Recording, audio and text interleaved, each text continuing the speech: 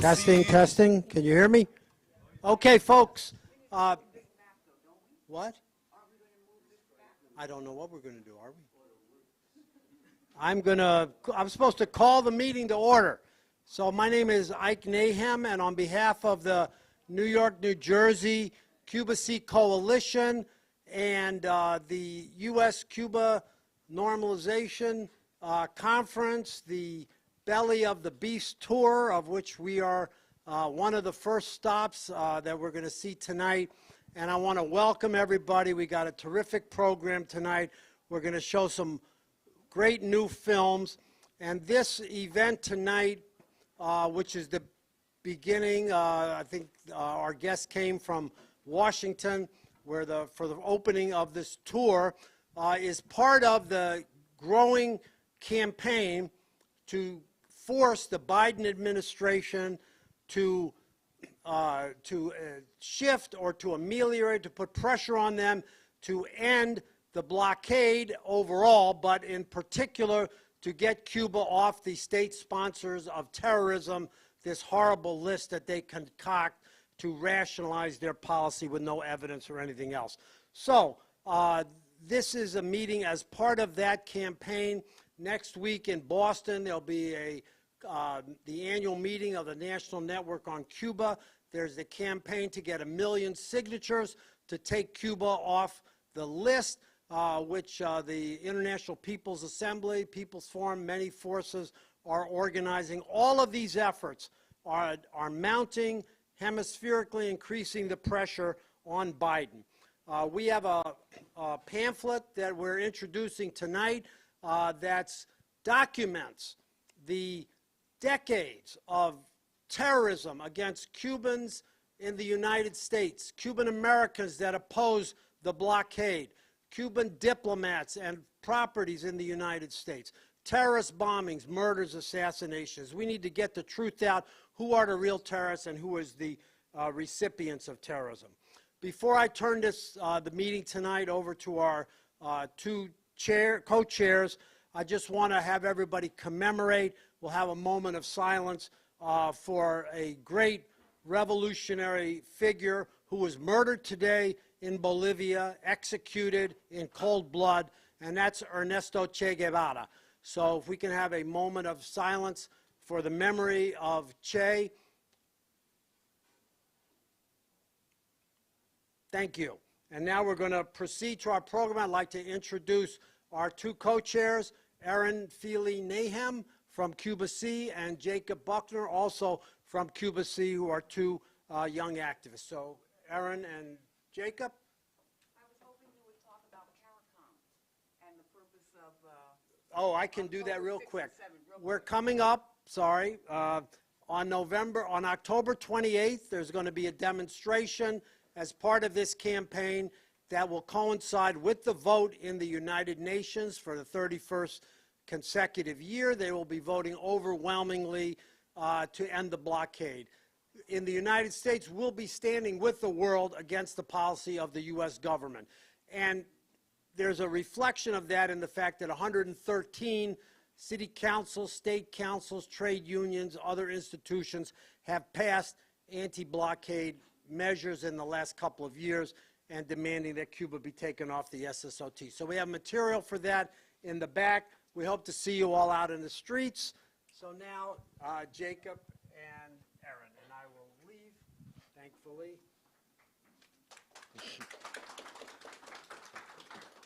Hello, everyone. I'm Jacob. I'm one of the organizers with the Cuba Sí Coalition, and I'm really happy to be introducing the two films that we're showing tonight. First, we are watching Cubana 455. The film gives the history of terrorist attacks against Cuba from the 1959 revolution onward. Tonight, we'll be watching Chapter 2, which highlights the terrorist attack on October 6, 1976, which blew up Cubana Flight 455, which killed a total of 77 people, including 57 Cubans, with the entire Olympic fencing team in an act of terrorism. Following this will be selections from Uphill on the Hill, a newly premiered film from Cuban journalist collective, Belly of the Beast, and it is documenting Liz's travels to Washington, D.C. to discuss the U.S.'s, and specifically Biden's, position toward Cuba, interviewing policymakers and U.S. citizens on the street to assess what the U.S.'s ongoing relationship with Cuba looks like and how it has changed and how it has evolved through the whole movement struggle. The first film is around 25 minutes, and the Belly of the Beast will be 30 minutes. This will be followed by a Q&A by both makers. We're very happy to show both of these films and to have Liz present specifically. Thank you, and I hope you all enjoy this program.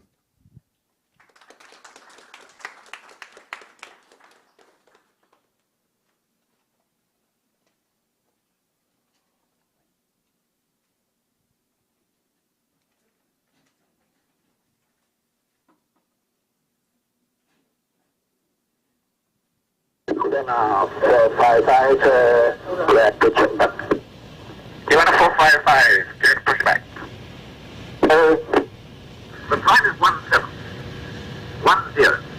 10. Please say in the frequency 1197. Affirmative. Hey, thank you, sir. Okay. Civil approach Cubana 455, 197, climbing to 350. Doing 30. Estimated quarter 29.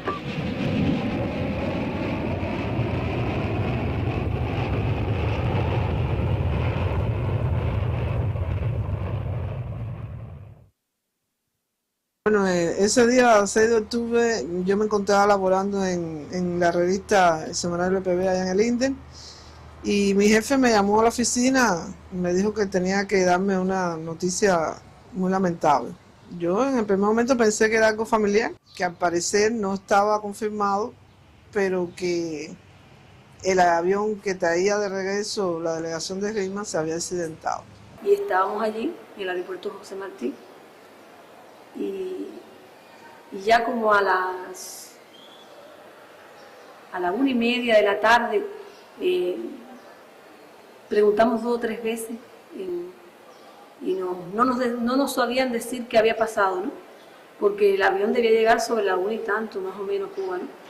Y esperamos, claro, como a las 3 de la tarde, o un poco antes. Yo creo que quitaron los lumínicos que ponen en las pizarras del aeropuerto. A mí sí me extrañó, pero no podía imaginar que podía pasar una tragedia de esa índole, ¿no? Llegó un alumno, y veníamos para el área a entrenar, y me dice: Delio, ¿te enteraste del avión? Y yo había oído de un avión, pero fue tan rápida la noticia que no le presté mucha atención. Y yo dije: sí, me enteré del avión. Y él pensó mal de mí, ¿no? Cuando me vio normal, me enteré, un avión. Y cuando veníamos pasando por aquí, por frente de la casa de Leiva, me dice: mira cómo hay gente en casa de Leiva. Vamos a llegar. Digo: ¿y qué pasó? Dice: pero tú no te enteraste del avión. Digo: sí, ¿qué pasó con el avión? Dice que ahí venían los esgrimistas. Entonces fue que me di cuenta que el equipo nacional de esgrima venían en el avión ese. Estaba viendo el televisor y Higuera, que era cuando aquello el segundo responsable del INDE en la provincia, llegó a la casa y me dijo que había existido problemas con un vuelo en Barbados, pero que bueno, no estaba confirmado, fuera los muchachos. Inclusive no me dijo en esos momentos que el avión lo habían destruido. A nosotros nos despiertan en la escuela, la Lenin, con una bocina donde nos dan las noticias. Una de las noticias que dan a primera hora, 6 de la mañana, Radio Reloj, es que una aeronave de Cubana, en la cercanía de Barbados, había tenido un accidente y había caído al mar. No se sabía nada más, ni se tenía ninguna otra información. Se me informó que el avión que procedía de Venezuela, me dijeron, y en el cual viajaba mi hermano, había sufrido un accidente. No hacía ni 20 minutos que estaba en la escuela cuando me fueron a buscar. Ya cuando me dijeron, te busca Cubana, ya sabía que era por algo grave que había pasado. Vi a todos los compañeros que yo lo conocía de allá de Cubana. Llegamos a mi casa porque me trajeron un médico pensando que nos fuera a pasar algo. Cuando llegamos a la casa había una multitud en la calle, como que esperándonos, vecinos que nos estaban esperando, y la incertidumbre de que si realmente mi papá estaba vivo o no. Yo estaba en mi escuela, en un día, me acuerdo de un día brillante, un sol brillante, y de pronto estoy así en la afuera de mi aula así, y veo que viene la gente de mi familia, ¿no? Venía mi tío, mi mamá y otros familiares, y entonces me sorprendió, ¿no? Y lo primero que me vino a la mente que había pasado con mi papá, ¿no? Porque era un poco la idea, ¿no?, que tenía. Y entonces exactamente mi tío vino, me habló y me dijo que había ocurrido un accidente, que mi papá estaba era el capitán del avión. Y recuerdo que ahí ella nos busca en el carro de un tío mío, un carro que tenía un Ford, y nos dice, vamos a buscar a tu hermano y a tu otro hermano, a las becas, todos estábamos becados, para reunirnos en casa, que tu mamá quiere estar con ustedes. Lo vimos muy natural, muy normal, no nos percatamos absolutamente de nada. Eso serían 10 de la mañana, 12 del día. Y a las 8 de la noche, los que eran suegros míos estaban mirando la televisión, y en ese momento llegó la sobrina de él, de Orlando. Llegó a la casa con el hermano de Orlando y la esposa del hermano. Y ellos van a donde estaba yo y me dice, Milady, sal un momentico que te tengo que decir una cosa. Y yo salgo y me dice, tú sabes que Orlando, el vuelo donde venía Orlando cayó al mar. Y entonces yo me quedo así, yo le dije, no, eso no puede ser, pero ¿quién te dijo eso? Y dice, no, lo están dando en la televisión, en el noticiero lo están dando. Llamé a Prensa Latina, me identifiqué como periodista y además todos conocían que yo había sido extremista, y entonces ellos me confirmaron la noticia de que sí, que por los cabos estaba entrando y que al parecer no había sobrevivido.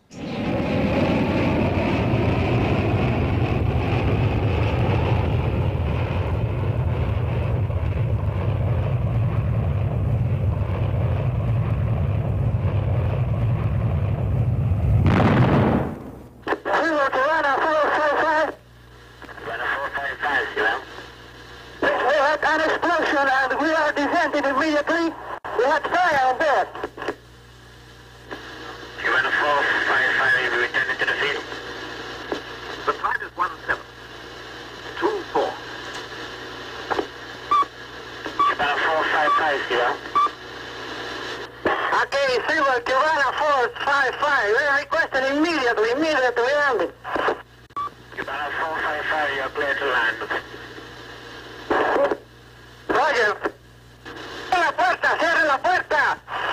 The time is 1727. Cubana 455, Alpha emergency, west, on standby.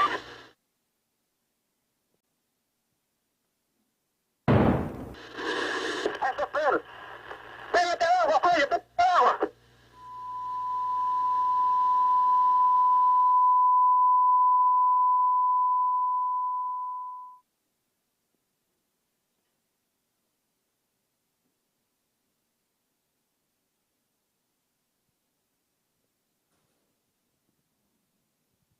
Ya cuando llegamos, yo me doy cuenta que soy mayor, que algo raro pasaba.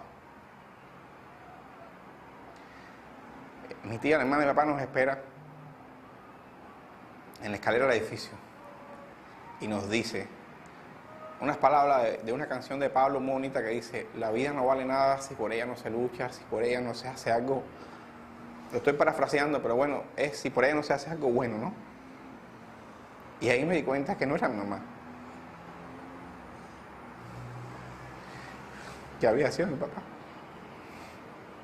Mi hermano me dijo que sí, que el avión se habían destruido en el aire y que venían los muchachos ahí.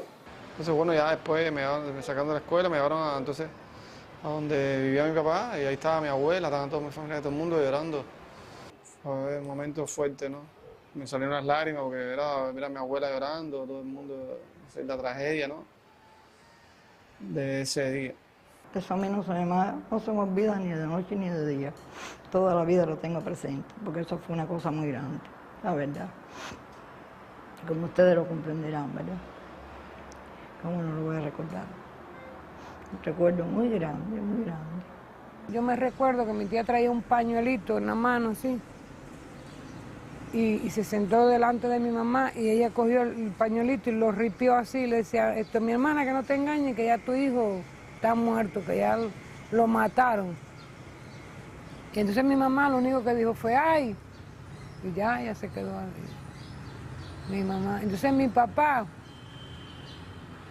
se pasó como 3 horas del ferrocarril aquí, a pie, venía solito por ahí. Y cuando llegó me puso la mano en el hombro así y me dijo, mija, perdimos. Y yo lo vi, que él le salieron canas así de momento, sí. Él no tenía canas en su pelo y ya después no quiso más comer.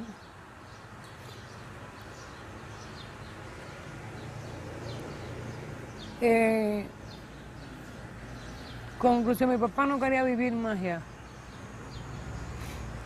No quiso vivir más. ¿Cómo fue que afectó a la familia en sentido general? A los padres profundamente. A nosotros, bueno, aunque tenemos un poco más de fuerza y eso, pero es verdad que nos sentimos desbaratados. Fueron unos días para nosotros desastrosos. Para mí en particular. Y para la pequeña familia esta, la familia esta plenamente tunera, ¿no? La señora, los muchachos y demás. Y para el que estaba en Guantánamo, el abuelo, bueno, le costó la vida. A mi mamá le dio una trombosis, un infarto cerebral.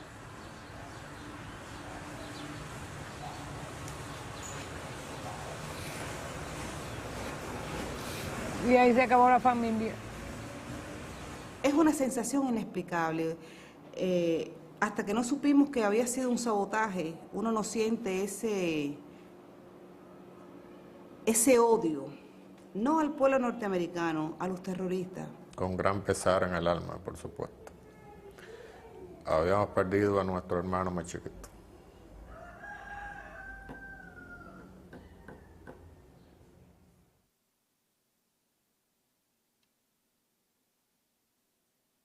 Cubana 455, clear to push back. The time is 1710. Please say in the frequency 1197. Affirmative. Hey, thank you, sir.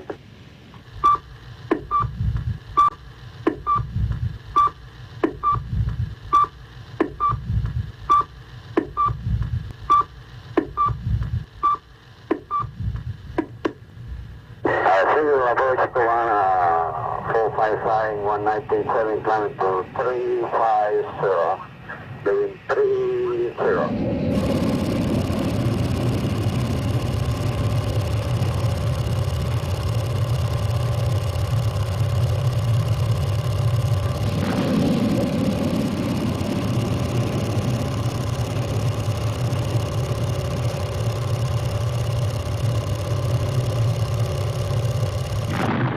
Al producirse la explosión y la conmoción en el avión, él aprieta el interruptor del micrófono. Al ser sorprendido por la explosión, grita, ¡cuidado! E inmediatamente después, o sea, 10 segundos con exactitud, reporta incendio y explosión a bordo. Cubana 455. Cubana 455, we had an explosion and we are descending immediately. We had fire on board. Cubana 455, we returning to the field. El avión inmediatamente gira hacia la derecha, haciendo un giro bastante amplio, y trata de regresar a la isla. Cubana 455, okay, Silver, Cubana 455, we are requesting immediately landing. Cubana 455, you are clear to land. Roger. ¡Cierre la puerta! ¡Cierre la puerta! The time is 1:07. 2:07. El piloto, al sentir la explosión en la máquina, piensa que la máquina puede estar dañada y trata por todos los medios de no forzar los recursos que ella tiene. Y viene ya con el tren y los flaps afuera aproximadamente entre 10 y 15 grados a regresar y tomar pista.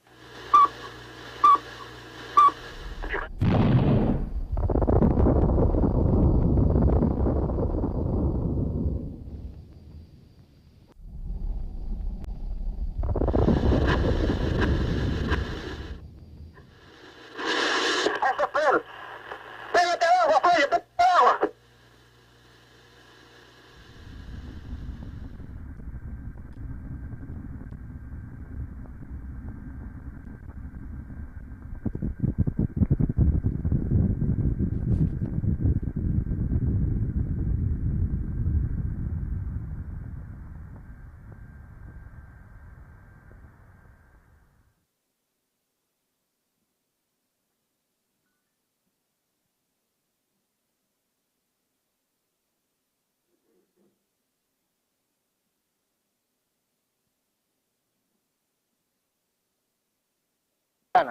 A Trinidad viajaban en este asiento precisamente una anciana guyanesa, su hija y su nieta. Era la única mujer negra con esa edad que viajaba en el avión. En uno de estos dos asientos viajaba un deportista cubano que después identificamos el cadáver como el cadáver Key. Durante el proceso de inspección de estos cadáveres, nosotros pudimos comprobar que tanto las personas que se encontraban sentadas aquí como los que se encontraban aquí habían sido totalmente destruidos por la explosión de una forma tremenda. O sea, estaban muy cercanos al foco de la explosión.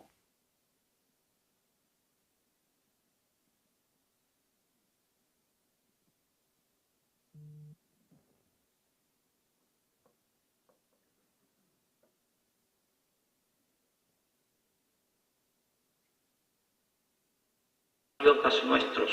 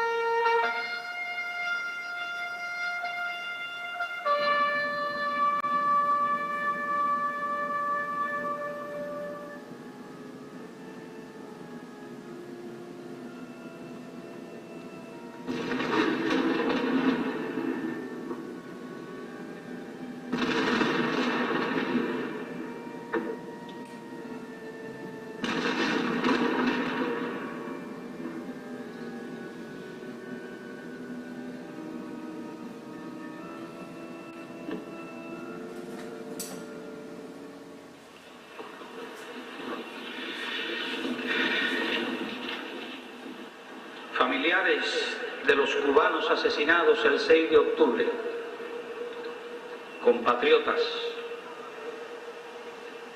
conmovidos, luctuosos, indignados, nos reunimos hoy en esta histórica plaza para despedir, aunque solo sea casi simbólicamente, los restos de nuestros hermanos asesinados en el brutal acto de terrorismo perpetrado contra un avión civil en pleno vuelo, con 73 personas a bordo, de ellas 57 cubanos. La mayor parte de los restos yacen en las profundidades abismales del océano, sin que la tragedia haya dejado a los familiares allegados ni aún el consuelo de sus cadáveres. Solo los restos mortales de 8 cubanos han podido ser recuperados. Ellos se convierten así en símbolo de todos los caídos.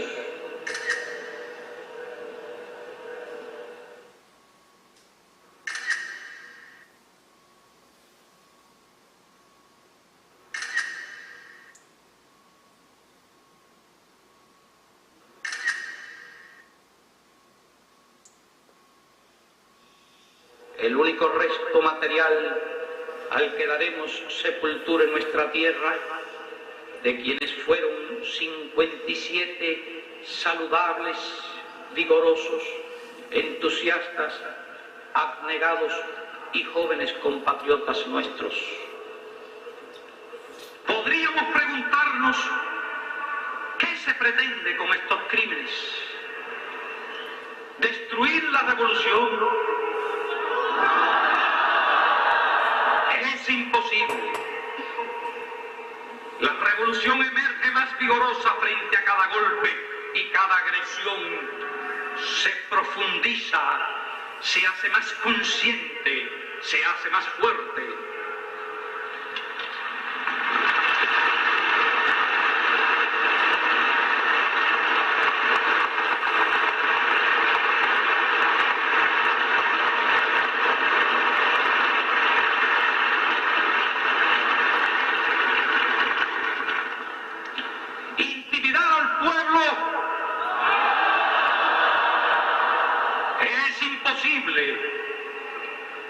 Frente a la cobardía y la monstruosidad de crímenes semejantes, el pueblo se enardece y cada hombre y mujer se convierte en un soldado fervoroso y heroico, dispuesto a morir.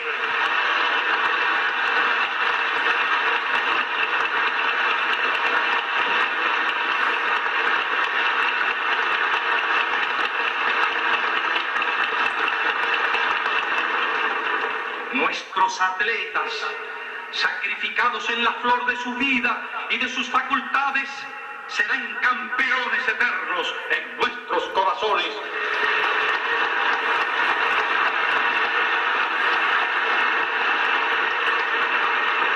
Sus medallas de oro no yacerán en el fondo del océano, se levantan ya como soles sin manchas y como símbolos en el firmamento de Cuba. No alcanzarán el honor de la Olimpiada, pero han ascendido para siempre al hermoso Olimpo de los mártires de la patria.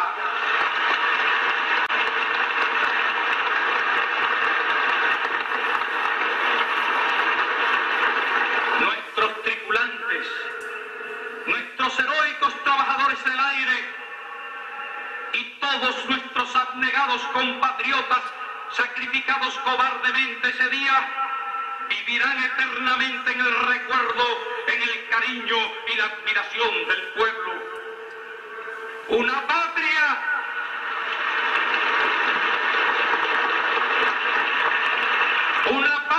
cada vez más revolucionaria,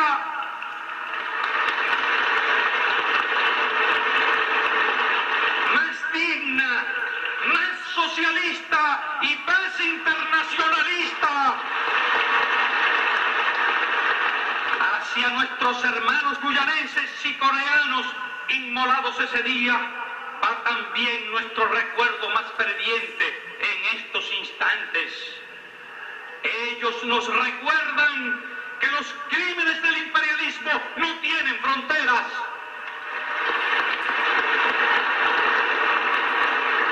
No podemos decir que el dolor se comparte, el dolor se multiplica. Millones de cubanos lloramos hoy junto a los seres queridos de las víctimas del abominable crimen. Y cuando un pueblo enérgico y viril llora, la injusticia tiembla. Patria o muerte, venceremos.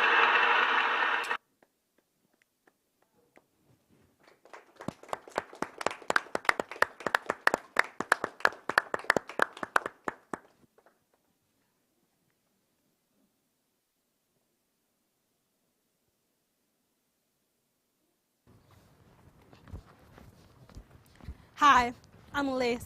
I'm from Cuba, but right now I'm in the United States.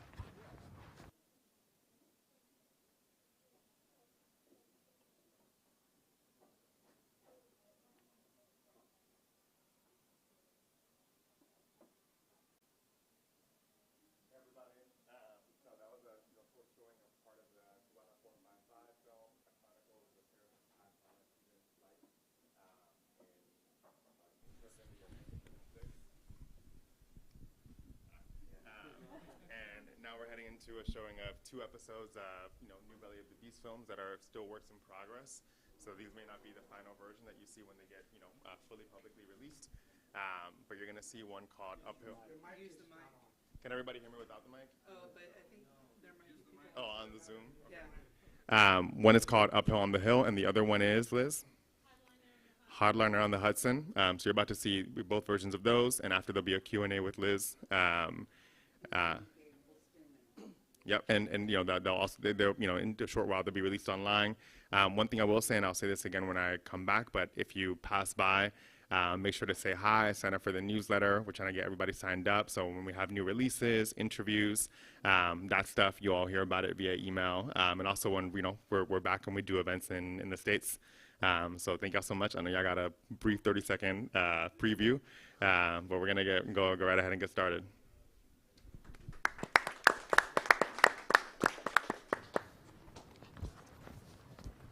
Hi, I'm Liz.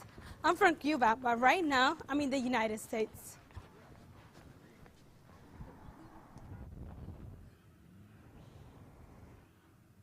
This is my first time in this country. I didn't come as a tourist or an immigrant. I'm a journalist, and my reporting in Cuba led me here. Hi, I'm Liz. I'm Liz. I'm Liz. I'm Liz. For the last 3 years, I've been investigating how U.S. sanctions affect us in Cuba. Because of these sanctions, Ernesto can't get the prosthetic legs he needs. Roxana's patients can't find the medicine she prescribes. Alain can't access websites that could help his software business. And that man's COVID vaccines didn't save as many lives as they could have. Now, I want to understand why the U.S. government is doing this to us. Because it doesn't make any sense to me, and I'm not the only one who feels this way. It does not serve America's interests or the Cuban people to try to push Cuba towards collapse. Obama tried to end the U.S. embargo, and things began to get so much better in Cuba. But then, Trump rolled it all back. I am canceling the last administration's completely one-sided deal with Cuba. We have to vote. And Biden? For new Cuba policy as well. Biden's Cuba policy is not new. President Biden is imposing new sanctions on the Cuban regime. New sanctions against Havana. The president warns, quote, "This is just the beginning." The number of Cuban migrants coming to the U.S. has dramatically increased. One of the largest mass migrations in American history. The reason? Cuba is in real crisis. Fuel crisis. Economic crisis. Crisis.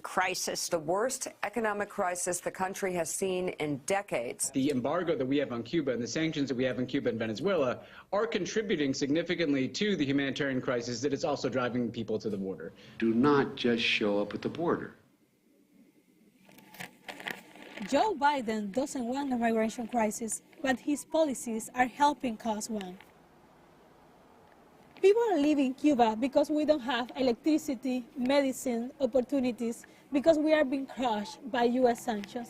Entonces, ¿quién se beneficia con esta política?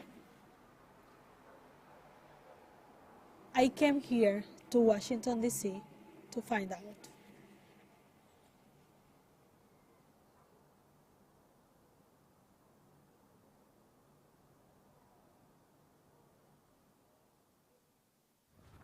I came to Washington to find out why Biden supports a hardline Cuba policy. So who better to talk to than a hardliner, at least a former one. Carlos, Qué gusto. un placer. Muchísimas gracias por hacer tiempo para reunirse Con nosotros. muchísimo gusto. Mr. President, I believe passionately in your vision. Carlos Gutierrez was the CEO of Kellogg's and later Commerce Secretary under George W. Bush. He supported U.S. sanctions and regime change in Cuba. The administration of President Bush is committed to accompany Cubans through a transition to political and economic freedom. But Gutierrez had a change of heart after Obama announced the new opening with Cuba. President Obama makes history transforming U.S. policy toward Cuba. He's also gaining new fans among Cuban Americans. I was Republican, hardliner, and I inherited talking points from my father. You know, it's very easy to do.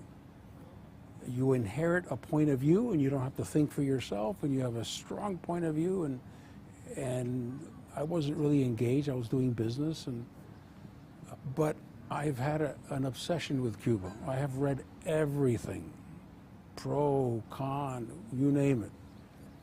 So when President Obama decided to normalize, that's when I said, I'm getting involved. This is my opportunity to make a shift. I decided to go to Cuba, speak out against the embargoes. I became the chairman of the U.S.-Cuba Business Council, the Chamber of Commerce. In Miami, the talking point is, you see, it didn't work. That's not true. I was there. I think I went down 15 times, and I loved every single time. I lost 95% of my friends in Miami. Yes, but I would do it again. Why did you lose your friends? They're so extreme.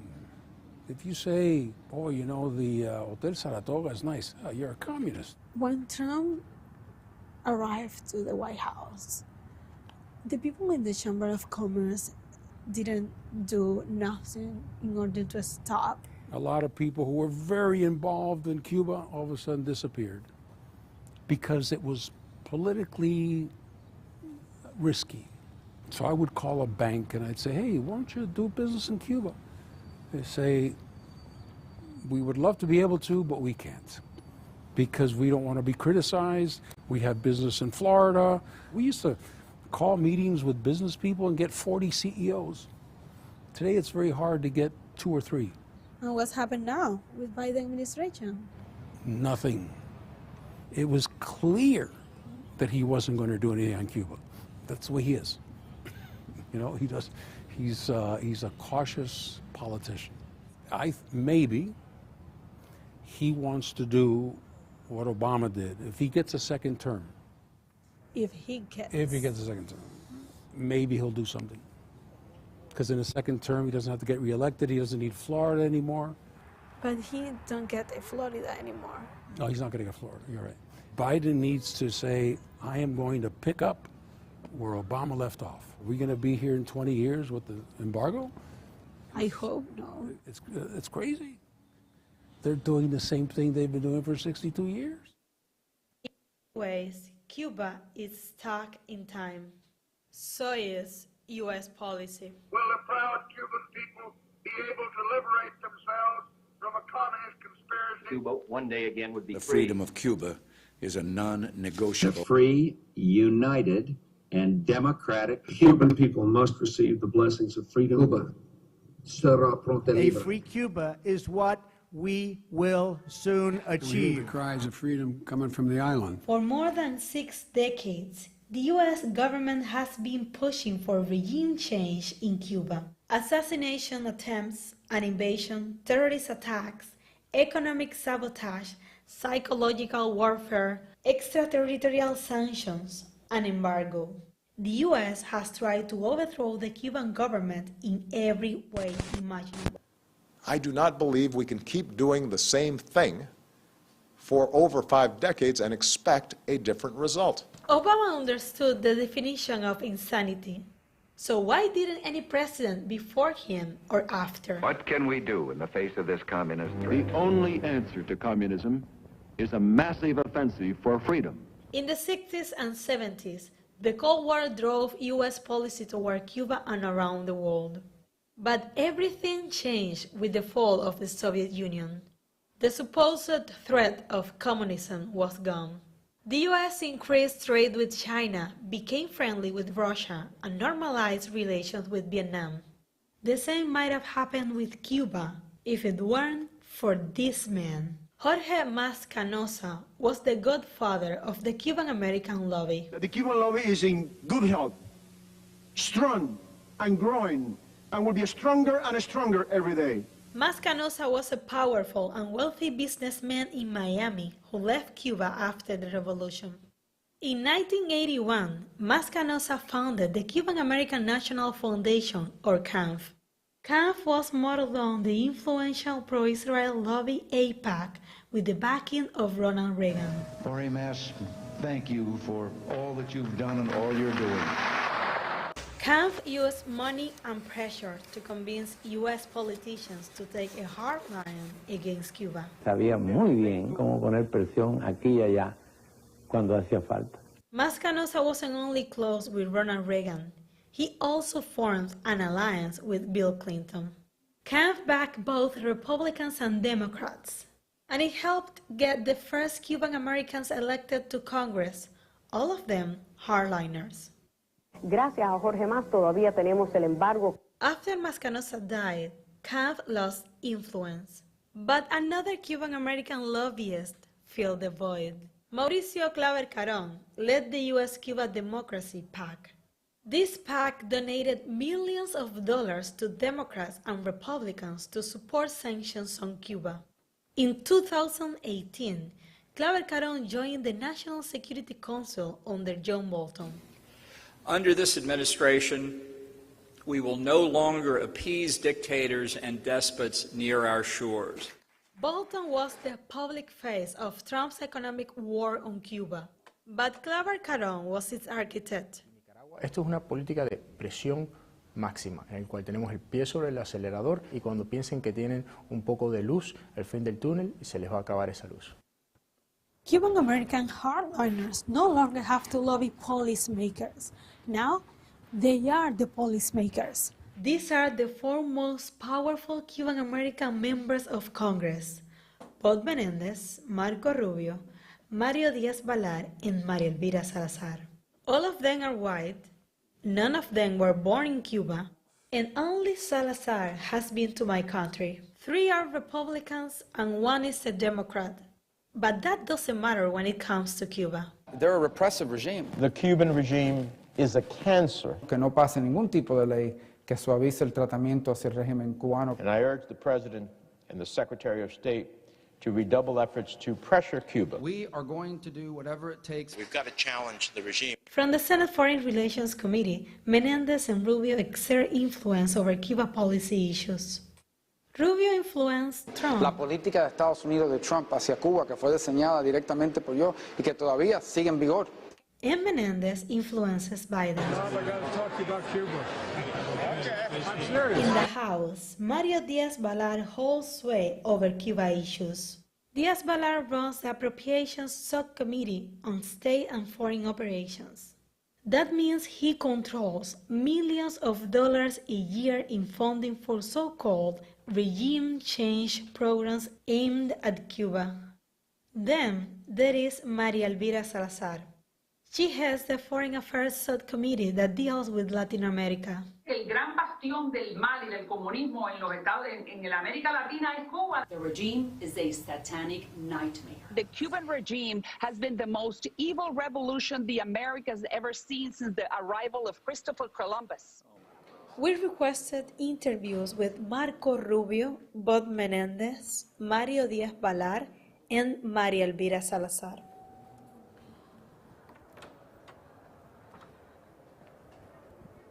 No, por gusto, olvídalo.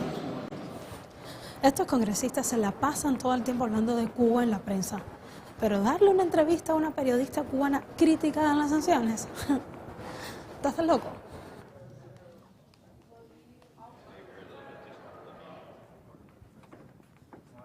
I wanted to find out more about how much influence these Cuban American hardliners have. If anyone would know, is this man. Welcome to Washington. How did you get involved with Cuba issues? By mistake. I went to the agency, CIA, and they were supposed to send me to Panama, and the US government was frustrated because Noriega wouldn't fall, so they canceled all job rotations in and out of Panama and sent me to Cuba, but for the State Department. We just passed the office of Mario Díaz-Balart. How much power these Cuban Americans, Mario Díaz-Balart and the other ones, has on Cuba policy? The real power that they have is their ability to frame the debate, control the narrative of what's happening in a country like Cuba. And the second thing is more indirect, and that is their ability to influence bureaucrats downtown. They are afraid of these people? They're afraid that these people can do damage to their careers. And it's happened. I worked on the Senate Foreign Relations Committee for 3 years, and I saw particular offices that were tracking who was who in this, particularly the State Department bureaucracy. And then when those people were being discussed for a senior position that would require some sort of Senate approval, they would do what we would call kill them. So you can kill somebody's career simply by saying, I don't like them. These are all government agencies. That's the Department of Justice. The National Endowment for Democracy is here. Some of the programs they do are real true democracy promotion in other countries, but the ones in Cuba are much more controversial. We call them the regime change programs because the authority under which they spend money is for regime change. This is the Ronald Reagan building. That's where USAID does its programs, including its regime change work. That's the Department of the Treasury, which owns OFAC, the Office of Foreign Assets Control, which has a big staff that enforces aspects of the U.S. embargo against Cuba and others. This is all based on this old concept that sanctions are going to drive regime change in Cuba. And now we are in the Biden house. That's the building over there, the old executive office building, where I worked for 4 years as a director for Inter-American Affairs, working for Bill Clinton, including on Cuba matters. What could Biden do without worrying about Congress? Barack Obama showed that you can normalize relations. You can shake Raul Castro's hand. You can open up the door to travel, that you don't have to just obey the Congress, and it worked. So, but what is stopping Biden to do that? The same that Obama did? He was vice president during Obama. Yeah, I know. It's not hard. There is the problem that you have staff that don't want to touch the issue. Cuba has shown flexibility that does want to talk. Everything's on the table. Let's talk country to country. What happens is that the more that Cuba suffers, the more optimistic some people behind our policies are that they don't have to do anything. Cuba's going to collapse. That's really dark. It's very dark, and it's analytically unsound because no one can prove, not in that building or the State Department, that regime collapse in Cuba is in the U.S. national interest. The Biden administration doesn't seem to want better relations with Cuba. So, what does the Cuban government want? Hola, bienvenida, bienvenida. ¿Por qué no existen estas relaciones de comercio habituales entre Estados Unidos y Cuba? Bueno, nosotros quisiéramos que existiera. Y el marco regulatorio de Cuba hoy lo permite, pero las sanciones no lo permiten. ¿Y Cuba tiene algún tipo de sanciones impuestas en el gobierno de los Estados Unidos? No, no tenemos sanciones contra Estados Unidos y Cuba siempre ha estado dispuesta a tener mejores relaciones con Estados Unidos. Lo único que nosotros pedimos de Estados Unidos es respeto a nuestra soberanía, a nuestra integridad, y eso yo creo que es una regla básica, no solo para las relaciones entre los estados, pero para las relaciones entre personas. Uno de los argumentos que esgrime el gobierno de los Estados Unidos es que las sanciones están en lugar como una manera de castigar a Cuba por sus continuas violaciones de derechos humanos. ¿Qué usted responde a eso?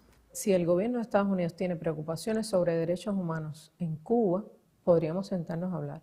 Lo hicimos con el gobierno de Obama, lo hacemos con la Unión Europea, pero presentarlo como una razón para no levantar sanciones es un pretexto, porque no hay manera de justificar ante el pueblo de Estados Unidos una política tan cruel como lo es también la inclusión en la lista de estados patrocinadores del terrorismo. No hay manera de hacerlo.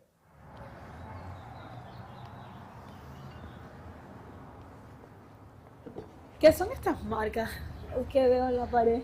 Son impactos de balas. Tras un ataque terrorista el 30 de abril de 2020, una persona de origen cubano, residente en Estados Unidos, a las 2:05 aproximadamente de la madrugada, se paró allá afuera y con un AK-47, un rifle de asalto, empezó a disparar. ¿Es normal este tipo de actos violentos contra una sede diplomática de un país? Bueno, hay una larga historia, después del triunfo de la revolución, de atentados, de bombas, de intentos de asesinatos contra nuestras misiones en todo el mundo, pero sobre todo en Estados Unidos. Grupos terroristas radicados en este país durante muchos años actuaron con mucha impunidad. que han llevado a personas como estas a cometer estos actos. A few months after my visit to D.C., the Cuban embassy was attacked again, this time with Molotov cocktails. For the last decade, Cuba has hosted talks between the Colombian government and rebels. Instead of recognizing Cuba's role as a peace broker, the U.S. accused Cuba of sponsoring terrorism again. In 2020, President Trump put Cuba back on the state sponsor of terrorism list. Lo que estamos presenciando es una enorme injusticia internacional. The terrorist designation was a death sentence for Cuba. Más de 30 bancos en el mundo cierran sus operaciones con Cuba de un día para otro. Eso tuvo un impacto violento en la capacidad que tenía nuestro país de importar los insumos para la producción de medicamentos. The inclusion on the list cuts Cuba off from credit, investment, and even simple bank transactions. It also punishes Europeans for visiting Cuba, a major source of income for our economy. The Biden administration said it will review the designation. We're committed to carefully reviewing policy decisions made in the prior administration. We are always examining the facts and applying them against the law. We will continue as necessary to revisit those to see if Cuba continues to merit that designation. Cuba remains on that list because in our judgment, it has not yet met the requirements to be removed from it. What are those requirements then? I would need to refresh my own memory about the exact list of requirements. Biden is still calling Cuba a state sponsor of terrorism, despite opposition from many Democrats. It sounds simple because it is simple. A state sponsor of terror designation should be about a state sponsoring what? Terrorism. Meanwhile, Cuban-American hardliner María Elvira Salazar has introduced a bill called the Force Act that could keep Cuba on the terrorist list indefinitely. Is the State Department planning to remove Cuba from the list of terrorist states? Yes or no? We are not planning to remove them from the list. Good. So then I interpret that you are not thinking about doing that in the near future. Thank you. María Elvira Salazar doesn't seem to have much trouble pushing Antony Blinken around. So is anyone pushing back? It doesn't seem like it, at least not from within the Biden administration. But I did find someone who is pushing from the outside. To get Cuba off that damn list of state sponsors of terrorism. Medea Benjamin is the co-founder of Cool Pink, a peace group led by women. She is also an active member of ACERE, a coalition of groups seeking policy change toward Cuba. I come here a lot. And sometimes I come, knocking on doors or with meetings. Sometimes we go to a hearing and we jump up at the hearing and we speak out and get arrested. Today, Medea has joined other activists from around the country on Capitol Hill. We'll go to Maria Salazar's office. We'll ask if we can speak to her and one of her staff. Of course, what we want to talk about is how her bill, this Force Act, is going to make things even worse for the Cuban people. Welcome. It says, yes, we are open. Yeah. There's a welcome sign. Hello, how are you? We would like to speak to the Congresswoman. We got to talk to the Chief of Staff and to the Deputy Chief of Staff. His boss, Maria Salazar, talks only to the right-wing Cuban Americans. They don't represent what the Cuban people want, and they don't represent what the majority of Americans want. They're a relatively small group, and they have a stranglehold through people like her on this policy. We like to do our meetings in the cafeteria here because we like to claim the space and say it's supposed to be the people's house, and we are the people. So we want to give a hand to one of the good progressive Congress people, especially on Latin America, Jim McGovern from Massachusetts. And I've been going to Cuba since 1979. I have never seen things more desperate than I have during that visit in December. Our embargo and putting them on the state-sponsored list of terrorists is literally strangling the island, and it is, and I think it is tantamount to a human rights violation. When Biden first got elected, we wrote to him and asked him to rethink this policy. And then we were told after he got in that it was all under review. In December, when we went to Cuba, we had a briefing before we went, and we were told the review hadn't begun yet. How come Cuba is on the terror list, whereas Haitian police is burning people alive, is massacring people, and his administration is getting tons of support from the U.S., including police training and everything else? Well, the answer to your question is, we're hypocrites. So, we have double standards, right? That's the answer, right? Yeah. And when Blinken says they haven't done what they need to do to get off the terrorists, I don't even know what the hell he's talking about. I really don't. I just don't. Cuba's on there for political reasons. It has nothing to do with, the merits. So I think the focus in the short term for, what might be accomplishable on Cuba is to get them off the terrorist list. That's something the administration could do. All right, thank you. All right, we are going to Matt Governor's office to have an interview with him. So we are in a rush. Hi. Hello, nice to see you. Nice to meet you. Thanks for having us. Thanks for being here. Jean McGovern has been a member of Congress for 26 years. As a Democrat, McGovern supports President Joe Biden, but not his Cuba policy. Congressman, what do you think of U.S. policy toward Cuba under Biden administration? I think U.S. policy toward Cuba is an embarrassment and a miserable failure. It just doesn't work by any measure. We're isolated in the rest of the world. In terms of still adhering to these old Cold War policies. We deal with China, we deal with Saudi Arabia, we deal with, you name it, countries that are communist countries, countries that have human rights records that we disagree with, but we deal with them. That engagement gives us a bigger voice to have influence on issues that we care about. We clearly have a double standard when it comes to Cuba. Do you think that Biden's policy towards Cuba are more similar to Trump or Obama policy? They're more similar to Trump, unfortunately, at this point. We can't just refer to this as the Trump policy. It is now the Trump-Biden policy. Could you explain me how the sanctions are affecting the U.S. citizens? We can't do business in Cuba. U.S. citizens now have restrictions on their travel to Cuba. This is not just about helping the Cubans. Americans can benefit too. Families can visit each other more often. We have agricultural interests in the United States that would like to trade with Cuba. Well, there's incredible medical research happening in Cuba as well. Our U.S. researchers want to collaborate more with the Cubans, so we both have interests in pursuing a better relationship. Do you think the sanctions are the major cause causing migration? I think they're clearly a major cause. Our policy, which was one of economically strangling Cuba, is really hurting the people of Cuba.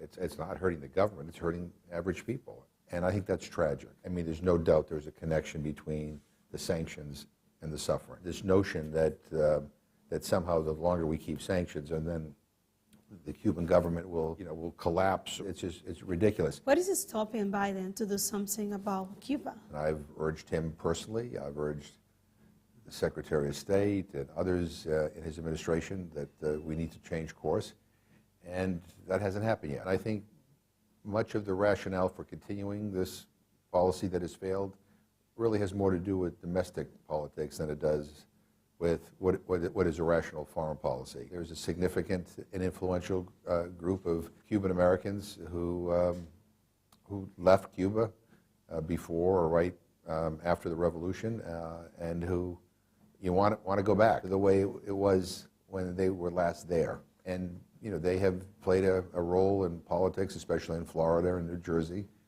They, again, are influential, but I don't think they represent the majority of the American people. If Biden isn't listening to Democrats like Jean McGovern, who is he listening to? Is it the Cuban American hardliners? Or is he worried about elections in Florida? Or is he just waiting for the Cuban government to collapse, like almost every president before him? I wish I could ask Biden himself, but I knew he wouldn't give me an interview. So I asked for interviews at the State Department, the National Security Council, the OAS, the White House, and the U.S. Embassy in Havana. Some did not respond. The rest were not available. Since nobody in the Biden administration wants to talk with me, I'm going to the State Department to ask some questions about U.S. policy towards Cuba.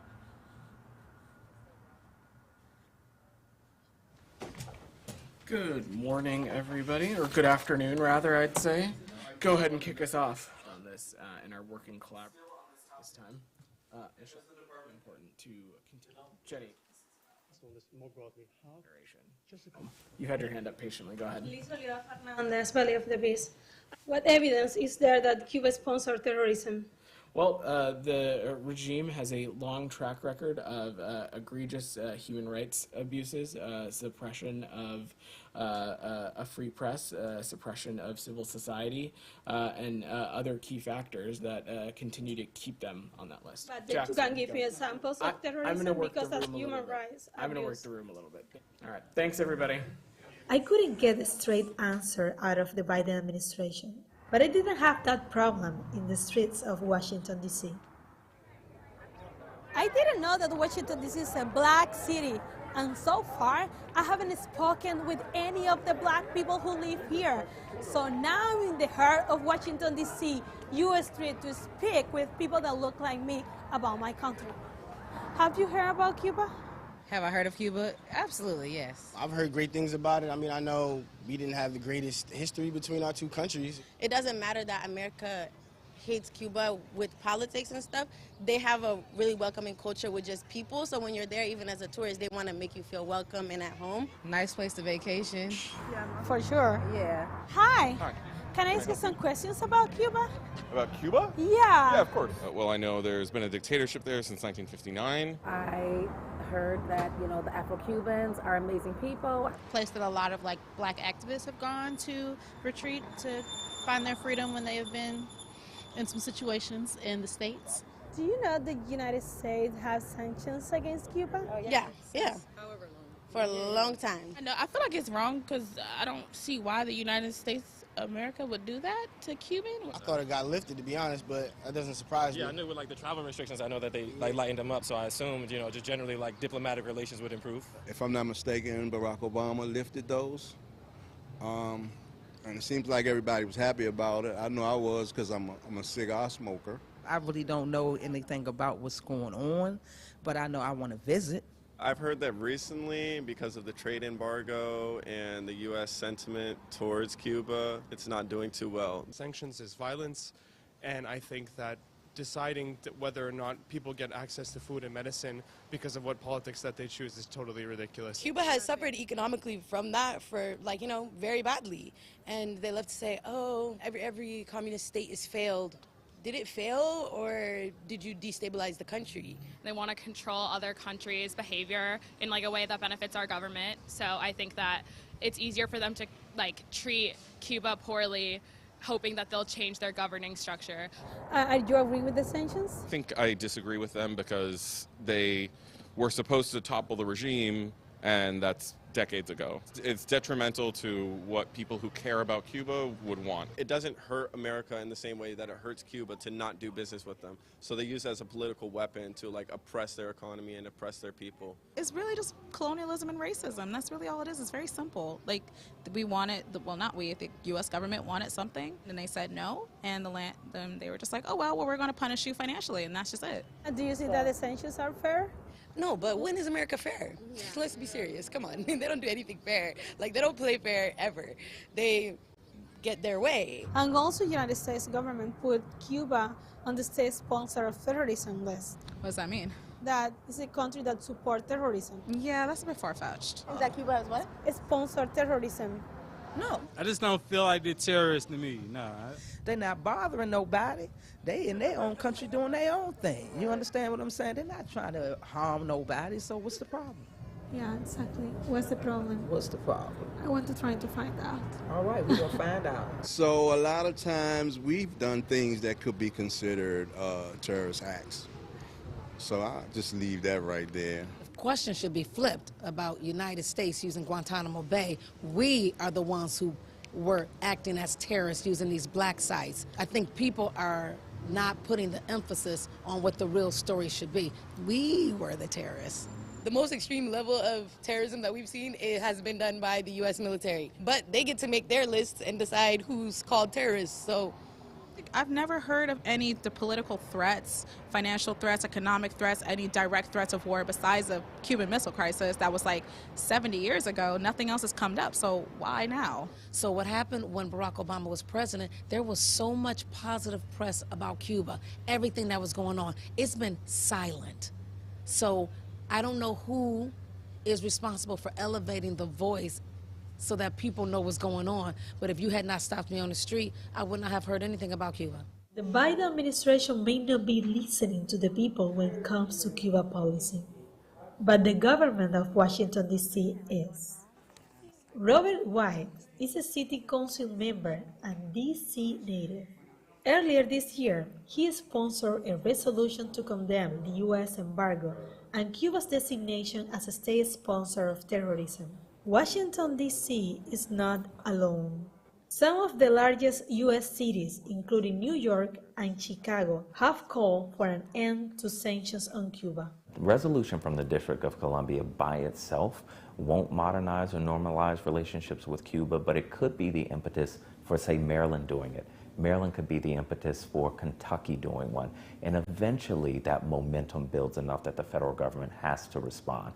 So we are sort of a drip in the cup, and my hope is that eventually this cup fills up. Is this resolution representing what the people in this district want for Cuba or feel about Cuba? I cannot tell you the last time or if ever I've heard someone say, we need to keep Cuban-American relations where they are. What I've heard for many years, as long as I can remember, is people in the district and elsewhere in the United States who believe it's time for us to get rid of the sanctions, to modernize relationships. I don't think that having Cuba on the terrorism list or economic sanctions against Cuba does much good for Americans or for Cubans. So I think we're all better served if we start to normalize relationships, cultural exchanges, and I think that's how we move forward.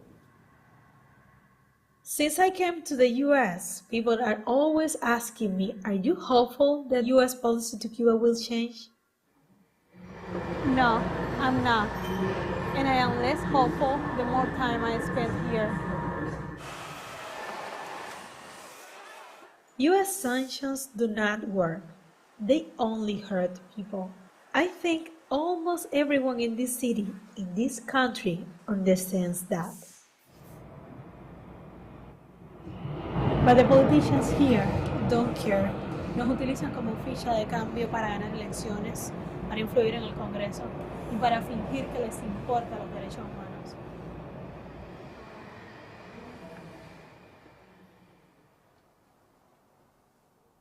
Some people here have told me that U.S. policy will get better, that we just need to be patient and wait until policy is reviewed, until elections, until Biden's next term, if there is one. But why should we have to wait?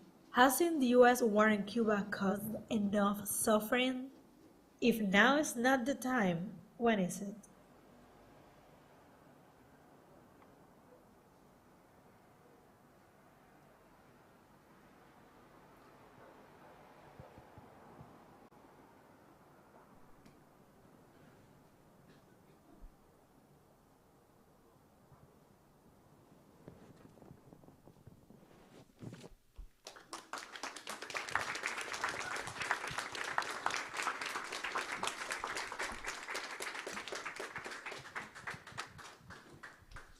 Hi everyone, thank you for coming.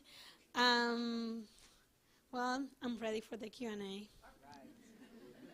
Well, Liz, we are New York, New Jersey, Cuba C is thrilled that you're here with us today. We love everything you're doing, and since you came up, since we first heard of Belly of the Beast back during the beginning of the pandemic, when Reed discovered the Trump policies and wondered why nobody was talking about it and did something about it. We've been total supporters because you are the only person. You heard what they said about people in Washington on the street that they don't know.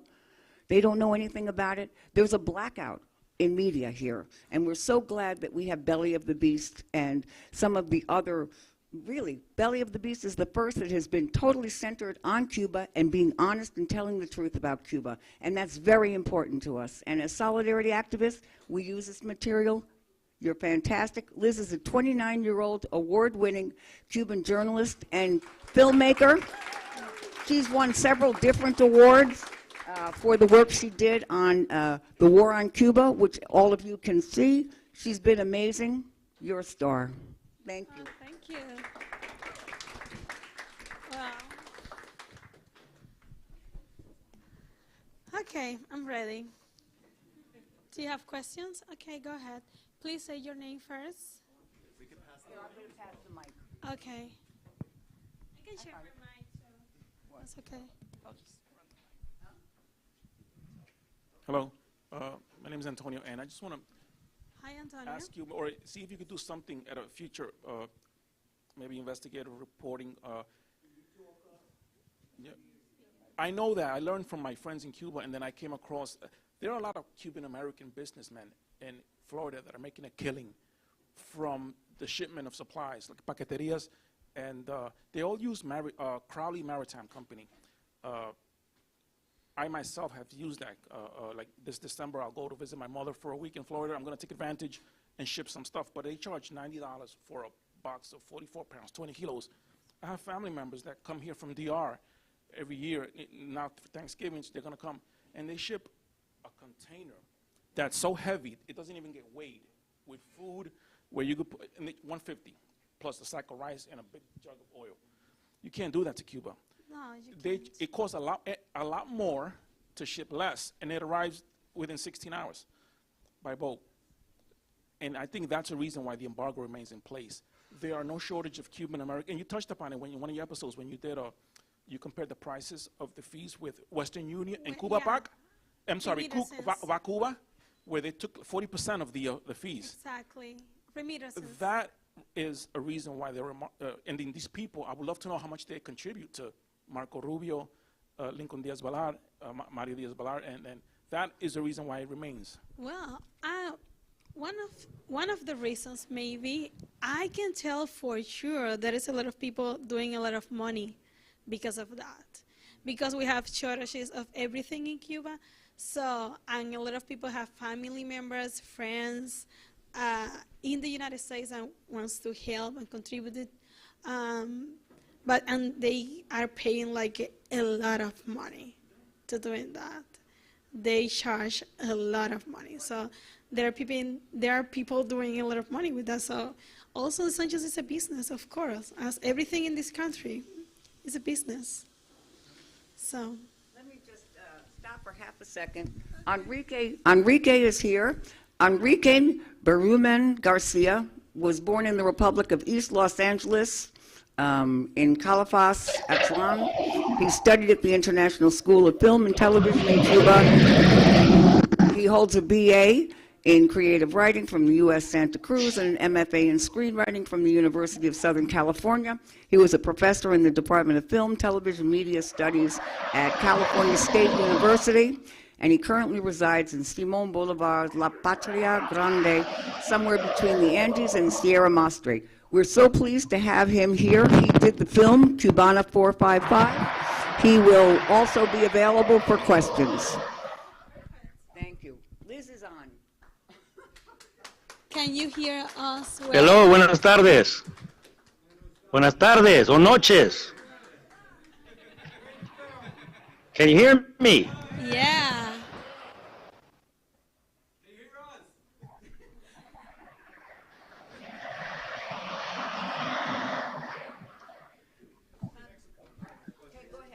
Okay, let's go with more questions.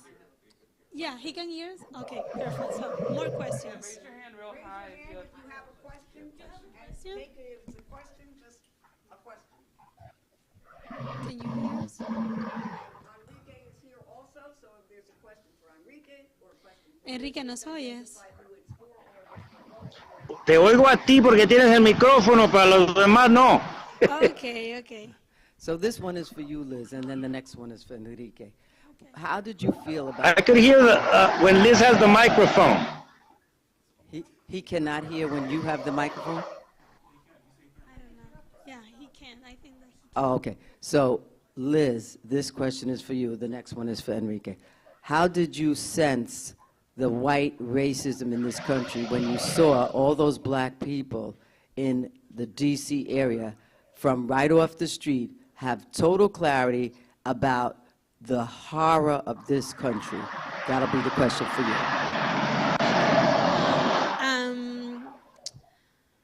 I don't know, because I feel that I haven't spent so much time in this country to know like everybody's criteria about Cuba.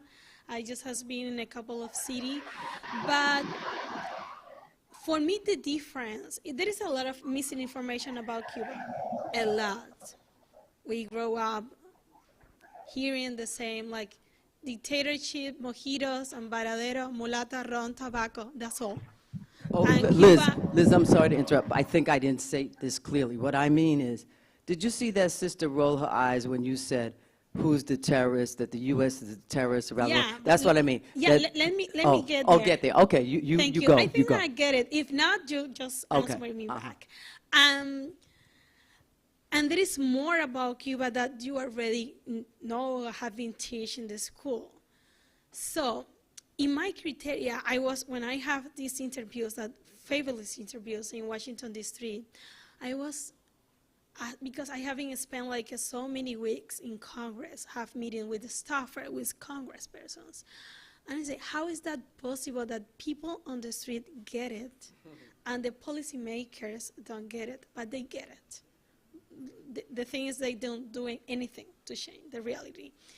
And my assumption, this is an assumption because I haven't, 2 months here. Now this is my second time in the United States. I can do like a whole picture of everything because there is a lot of United States inside of the United States. So it's step by step.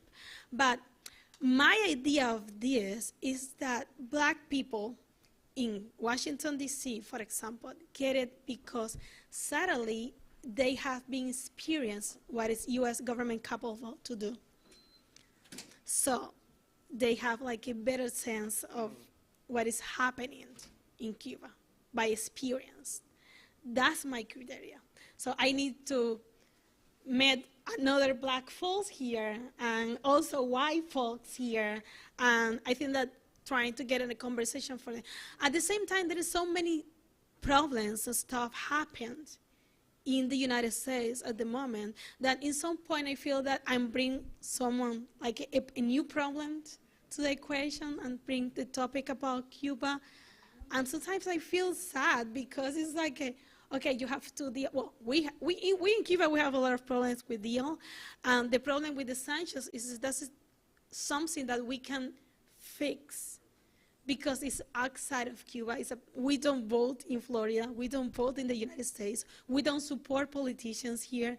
So it's complicated for us trying to make the policy in the United States change. Respect Cuba, of course. But here there is a lot of things to do. Here's a place that you might want to go to. It's the Poor People's Campaign with Reverend Barber. Why I say that is because it's black and white. And for Enrique, what can we do that are sitting in this audience right now for Cuba? Let me. Hi, I just wanted to make sure, Enrique, thank you so much for being here. We appreciate your time. We wanted to make sure to extend ourselves. There's a question here for you coming up, but you want to say a few things before the next person asks you a question. You really haven't had a proper introduction. I'm so sorry, we sort of jumped right into it. So you've got the time, brother. Thank you. Sorry for all the noise, but I'm in Los Angeles, and there's the police helicopter and another helicopter. These are the sounds que no existen en La Habana. In La Habana, we don't have all these crazy sounds, so I'm sorry for that. Well, I think the question was something around the topic of what can the people do here in the U.S. for Cuba, correct? Yes, we're right. Okay, so from my perspective, I mean, I'm just talking from the point of view of the documentary about October 6th, about a terrorist act against Cuba, only one terrorist act amongst many in over 60 years. Just yesterday, there was a U.S. bank that has fined Pemex, the national oil company in Mexico, because Pemex was giving oil to Cuba. So there you go again. That's an act of terrorism, right? So I think the most important part is to have awareness and consciousness. That's why we did this documentary, because people only think about terrorism from 9/11 in New York. And there's a lot of terrorism that the U.S. has sponsored against Cuba. And, you know, this yesterday was the first October 6th that was recognized in the Caribbean as a day against terrorism. So the documentary is a political tool for advocacy in order to create consciousness around October 6th and terrorism, so that maybe one day we will have an International Day Against Terrorism. Because this was the first bombing of a civilian airliner in flight, 25 years before 2001. And not to say that that was not terrorism, but this was also terrorism. Terrorism is when you attack civilians, right? Doesn't matter if it comes from the left or right. Terrorism is terrorism. So, again, I think if people, like all of you there, like all the people we've had in the screenings around the U.S., just to keep disseminating the message about Cuba, because as Liz was saying, you know, there's so much disinformation about Cuba. The things that I have been asked about Cuba are amazing. Questions like, is there internet? Can people have their TVs? Are there public libraries in Cuba? Are there parks in Cuba? I mean, it's amazing, the disinformation that exists in terms of the narrative of corporate media. So I think that, you know, as filmmakers, as journalists, our job is to create a different narrative in order to, you know, give another side of truth. Also, let me say something about what do you want, what you can do in order to help Cuba. Well, also, you can spread the voice. Say what you're watching today. Share knowledge. This is like something that you can do with short time. Also, there is incredible the amount of people that are in Congress, Ukrainian people asking for money, lobbyists. So also, if you have the time, talk, send a letter, make a call to a Congress person who represents you in Congress.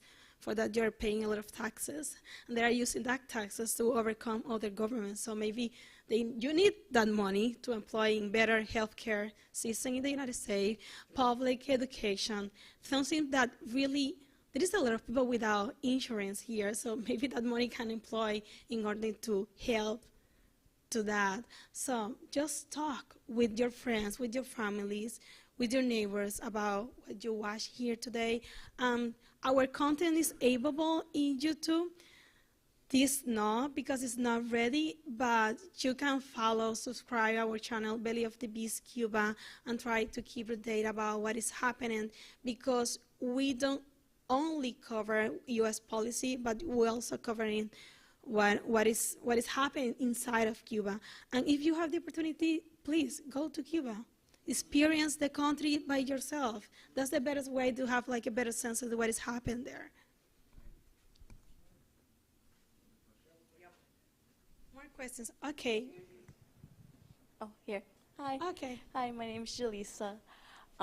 So I've actually traveled to Cuba before, and I had a lot of friends on Facebook, like my Cuban friends, and I've seen that a lot of them are here in the United States, actually. So I guess my question to you is, what's the people who are migrating into the United States, are they actually the people suffering the burden of the embargo? Because from what I have seen, some of the people that I met in Cuba, very privileged, wealthy family members here in Miami. So to me, when I hear on the news of like Cuban refugees and I see these people that have migrated into the United States, I can't, it's ridiculous to me when, you know, my people who cross the border from Mexico to the United States have to cross through deserts, have to crawl under barbed wire. So again, to see this contradiction of like a Cuban refugee. Well, we pay coyotes. Thank you for that question. Well, every Cuban inside of Cuba is suffering for the sanctions. But the suffering depends on your race, your social class, your gender, what is your community, where you was raising for, if you're black, if you're white. So I feel sad because Cuban migrants that coming from Cuba has like a privileged standard when they coming, in a year and a day, I think so, they are actually apply for a green card, or they actually have like a residency here in the United States. So it's easier for them come. I know a lot of migrants that come to this country, like spend 15 years, and they don't have no papers, no documents. And they have struggling every time because they're facing a lot of obstacles. It's not the case of Cuba. So everybody's affected by the sanctions. I know that, for example, before 2019, there is a lot of, the migration numbers from Cuba go down a lot because people actually see that they have like a better future in Cuba, that they have opportunity, they can have their own business and growing up. But after the pandemic, the situation got from bad to worse. So it's pretty bad. But the most of the people who are coming is the people that have money to pay for a coyote that is really expensive, $10,000, I think, or more, $15,000. So they have money. Many of them, not everybody's like selling houses, but even that you have a property to sell. So I'm talking also for the people who doesn't have that privilege in Cuba and have to suffer in the consequence of the sanctions, and also they can enough money to leave the country. Because a ticket to fly to Nicaragua in order to get United States like $4,000. So plus the coyote, plus all the expenses that you have to pay for corrupt police officers. So that's a lot of money. But if you say that people are tired to living in Cuba and they don't have nothing to do with politics, they just want to came here to pursue the American nightmare, that topic don't sell newspapers. But saying that you have like 1,000 of refugees, yes, that's the same refugees that when they have the residency here in the United States, they flow back to Cuba on vacations. So you are afraid of being being repressed again. When you are going on vacation to Cuba again to visit family and friends, that's not the case of people that came in from Haiti, from Honduras, El Salvador, Mexico, Colombia. The people are not talking about that. They just, okay, they're fleeing from communism. Okay, and the rest of the migrants in this country, they're fleeing from what? So, is that kind of a story sell newspapers, and it's pretty good when you see it on the news, but you need to know, you have to know that it's go deeper of that, because I know a lot of people that are desperate to leave Cuba and they can't, so they doesn't have any other chance than stay here and wait what has happened in the next years. Okay, who else? I'm so sorry, I don't. Yeah. Okay. Oh. Hi, Liz. Hi, thank you for the film and for your comments. And I hope you do take advantage of your visit in the United States to talk to as many other just regular people in the United States. And I think you'll get a very similar reaction to those that you met in Washington, D.C., everywhere that you go. And I hope you also get a chance to meet some of the Cubans who've come here and hoping to get a better life, and they're encountering in New Jersey, the reality of, you know, having to work 2-3 jobs to survive, to not have union protection, to suffer, you know, the danger of getting injured or killed on the job because of unsafe conditions. So that's a real learning experience for many, many of the Cubans that are coming here. So my question was, thinking about the film about the Barbados bombing, the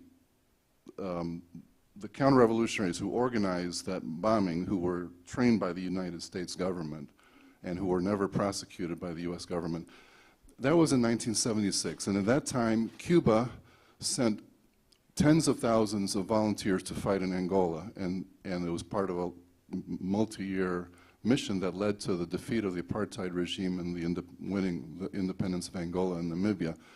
And it seems to me that has everything to do with why the U.S. government hates the Cuban Revolution and why they have been so systematic in the sanctions, the brutal economic war against Cuba from the very beginning. And maybe you could comment on that. The other thing is, I always remember a point that Fidel always made, which was, he said that the hostility towards the Cuban Revolution began from the very beginning, especially in the first months with the land reform. When Cuba carried out a deep-going land reform and gave land to the peasants who didn't have them, that was, Raul called it the Rubicon. That was the beginning of the U.S., you know, step-up of the war against Cuba. And I think it's that example of what the Cuban Revolution did that has everything to do with why the U.S. embargo. So I was wondering if you could comment on those, you know, those two examples of what drives U.S. policy towards Cuba. Well, I just want to say thank you for your comment. That Cuba sent a lot of soldiers to Angola to fight apartheid, and that was the main. Also, thank you. Yeah, that was the main cause that United States put Cuba on the state-sponsored terrorism list. So you can imagine that was the origin of everything. So something that, I think that the United States has been too much wars, and they also, when they leave the country, they have like a naval base and soldiers, occupation, military occupation for so long. When Cubans fought in Angola, we just came back with bodies and empty ataúds. How can I say that? Coffins and empty coffins. That's all. Because the people who fought in Angola actually believe that they are like fighting for a justice, like a fair cause. And many of them died. And a lot of Cuban families has a member that died in Angola at that time. And that was the first excuse that the United States used for putting Cuba on the state-sponsored terrorism list. So it's complicated.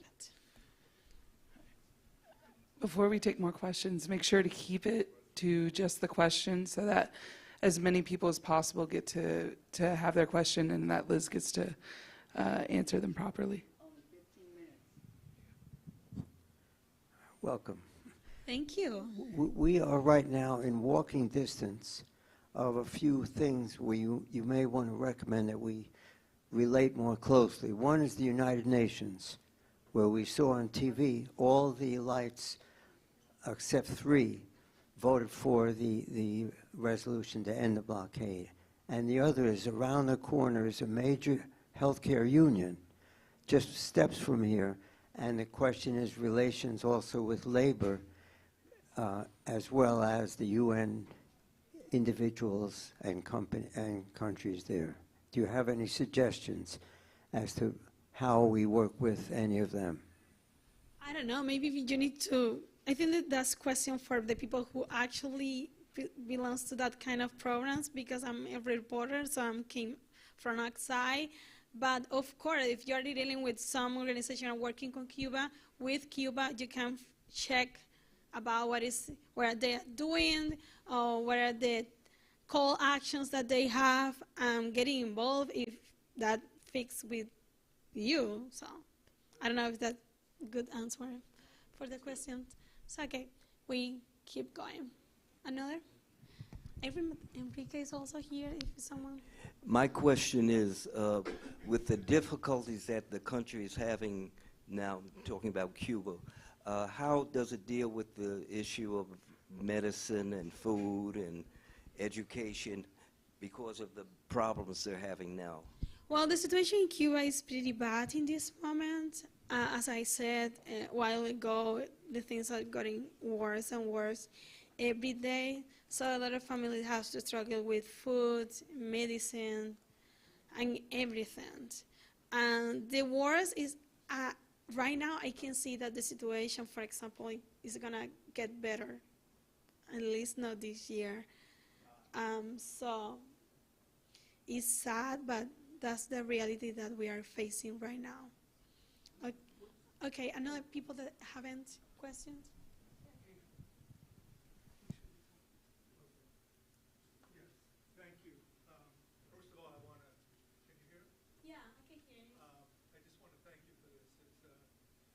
Many of us became radicalized because of the Cuban Revolution when we were students, and we said, fair play for Cuba, and we didn't get that.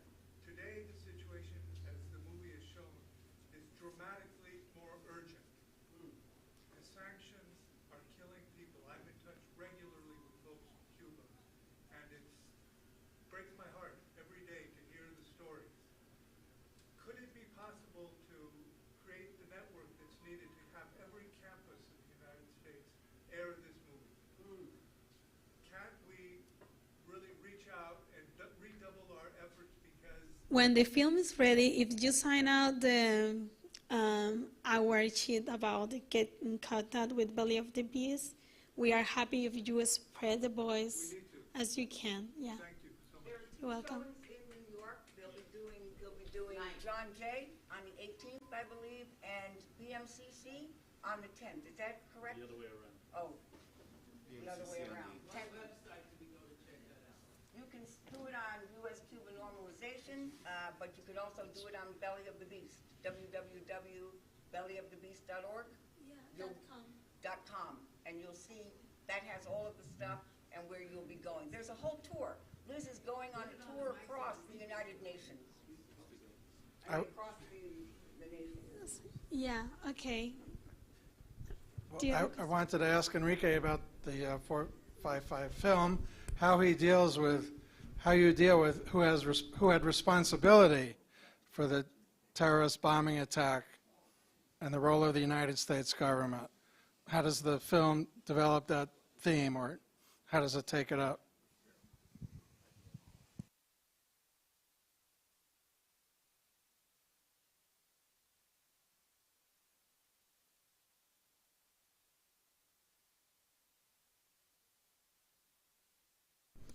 Enrique, can you hear us? ¿Puedes escucharnos?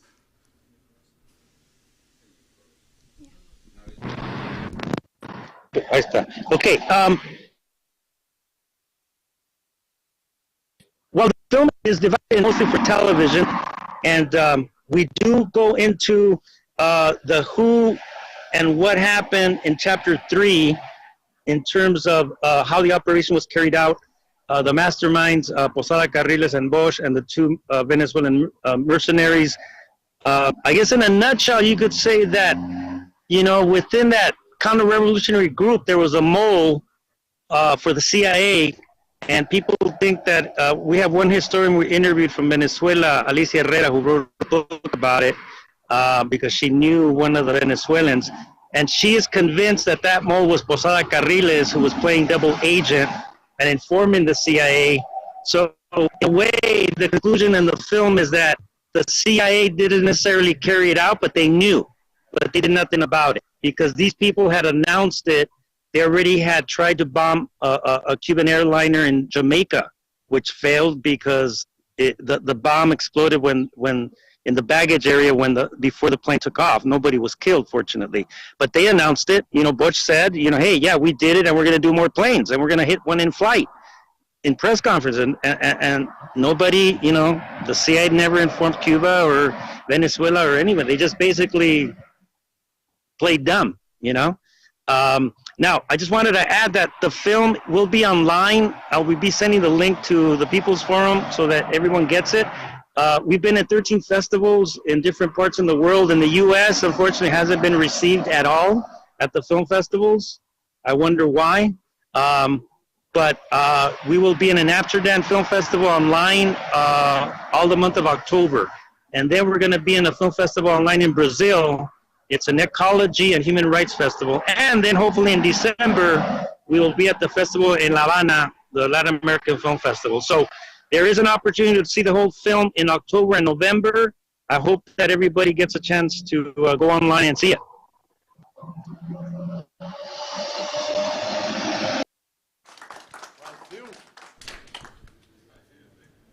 Hi, I'm Marcus. I want to say thank you to both of you. And Liz, I wanted to ask you about your experience of reporting in the United States and combating misinformation. And, the propaganda about Cuba is that in Cuba it's totalitarian and you can't have your own opinion and you can't have your own voice. When I went to Cuba, my experience of Cubans was, that it's a revolution in process, that people have lively debates and disagree and they're people committed to improving their own lives and their communities' lives. How do you deal with the questions when you go talk to someone who's never been to Cuba, who's never experienced democracy in Cuba, and the misinformation that people have? Thank you for that. I just trying to be patient, breathe. I don't have any.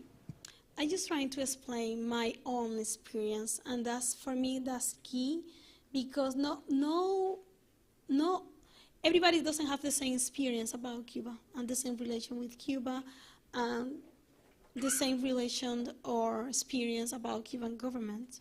So I just trying to share my experience from empathy, trying the other person can be related with my story and get my story and the why.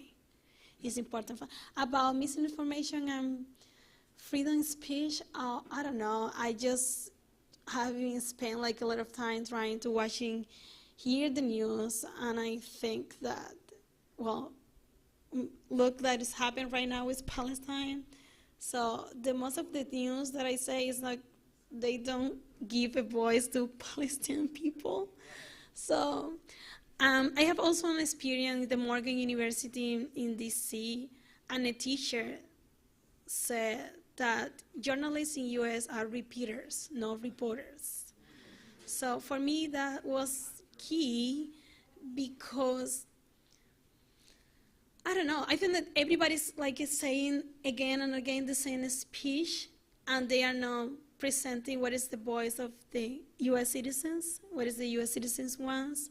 I just spent like hours watching news about Trump being indicted, but just consulting experts about the topic. Now talking about what is happening in Gaza, just again, experts consulting.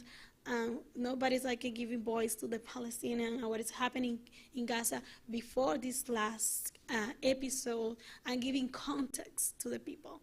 So it's complicated. And also watch a lot of news about the government being shut down the government. Is that correct? Shut down the government? I know that, I'm when trying to explain that to you, everybody was worrying about how this shut down the government could be affected to the people who work for the public sector. Well, the sanctions not only affect to the government, as the U.S. government and U.S. media repeat each time. The sanctions in Cuba affect all of us. But if it weren't that way, if it's only affecting to the government, imagine that the most of the people in Cuba work for the government, and the most of the people who work for the government are black. So, in other words, they are trying to shoot down Cuban government each day. So imagine what is the impact that action, the sanctions has on the Cuban people every day. So.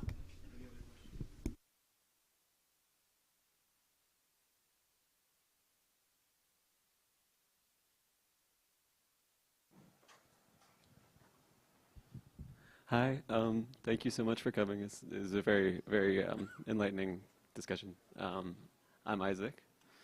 I wanted to ask, with your experience meeting with politicians in Washington and trying to, navigate this democratic system, so-called democratic system, how do you think that the democracy in this country compares to democracy in Cuba? And what are your takeaways from like American politicians versus the way that democracy works in Cuba? It's difficult because the two countries are so far away from each other. I don't know, I haven't experienced democracy in this country yet, so sorry. But I can tell you about my experience in Cuba. For example, we have a lot of problems. I'm considering myself as an anti-racist activist in Cuba. I think that we have a lot of work to do in order to get the country that I was imagining for each of no matter gender, race, or social class. But in the 60 years that the Cuban Revolution has, we have more social justice than you in your entire system in the US. So for me, that's the whole point. Of course that we are struggling with democracy for everybody and for everything, but when I take a moment and think, in 60 years we have more social justice than the United States with all kind of presidents have been doing forever and ever. So, you're welcome. Another question? We are ready? Okay.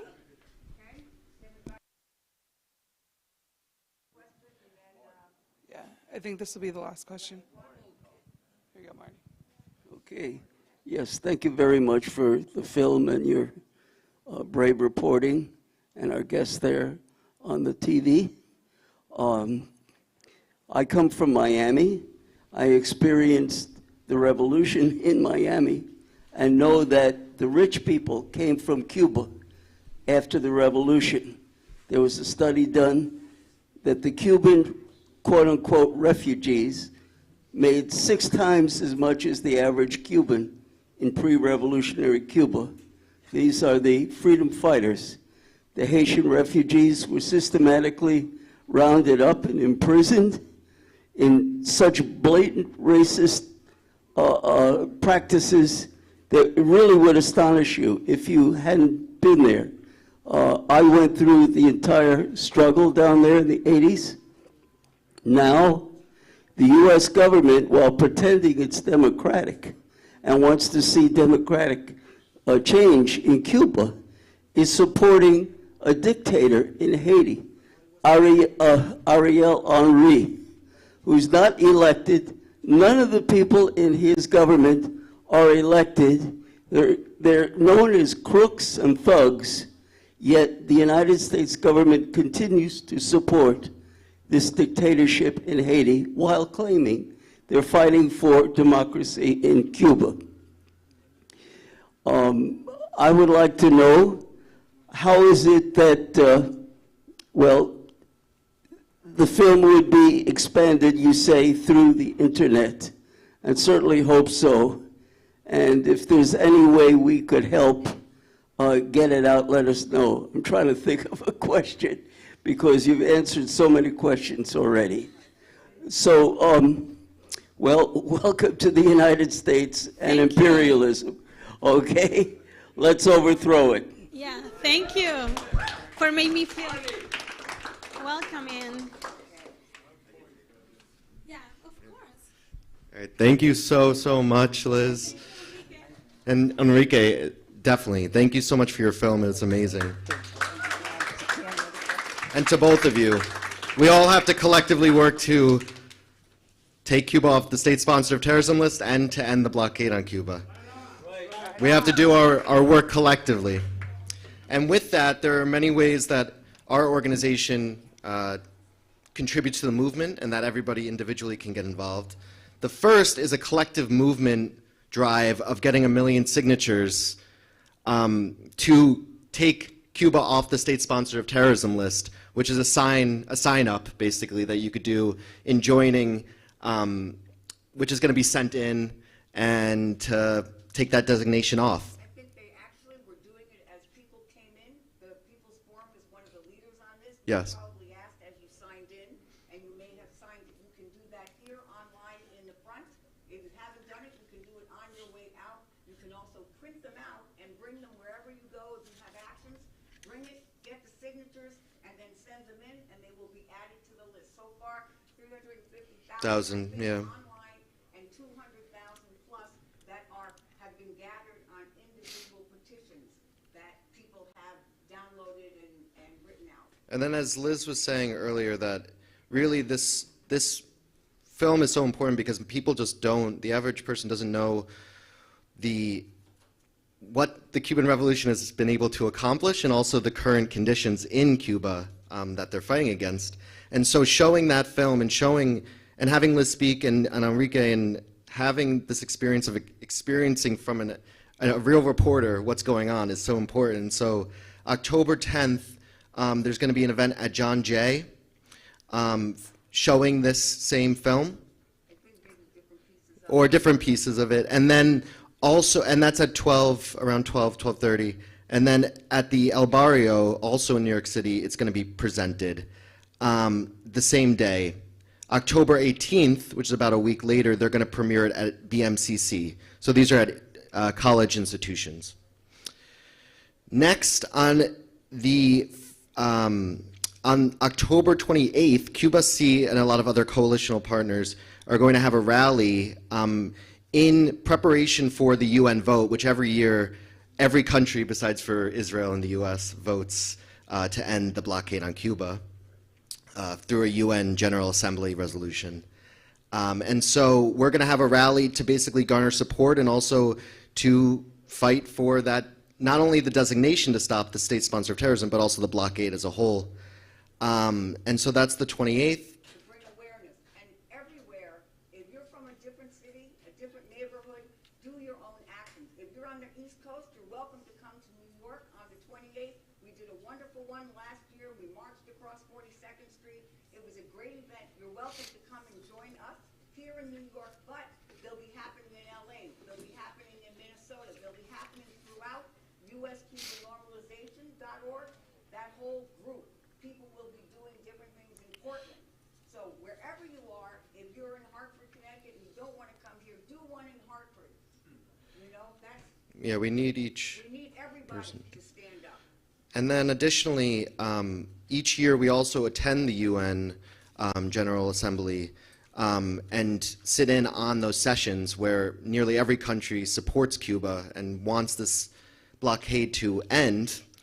And so on the 1st and 2nd, there's going to be an action and also going into the UN General Assembly to view those sessions. And this is a flyer which is available at the front of the People's Forum. And I think that is about it. We have also our new brochure, which we're going to be contributing also to the general NNOC, the National Network on Cuba campaign, which is on this long list of terrorist acts from the United States onto Cuba and also by Cuban exiles and things like this. And so we have to definitely encourage people to know about these facts because it's not known. And then this could be found on, and a lot of other, all these events can be found on CubaUnderSiege.org, which is part of our website for Cuban normalization. So just look at this pamphlet. And if you're interested in getting involved, find one of the Cuba Sí people, find one of the other organizers, and thank you so much for coming.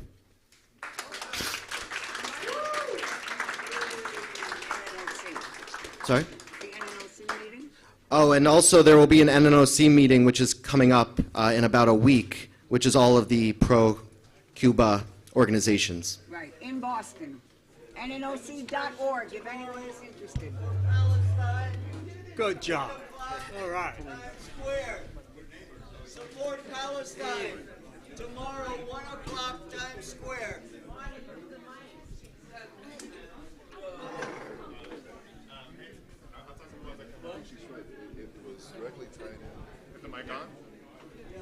Hello? Also, if you are passing by here, we're also doing a drive for the Cuban Kids Count 2 campaign. It's to raise money for cancer treatment in Cuba. That the People's Forum is helping, that IFCO is helping to organize. Thank you.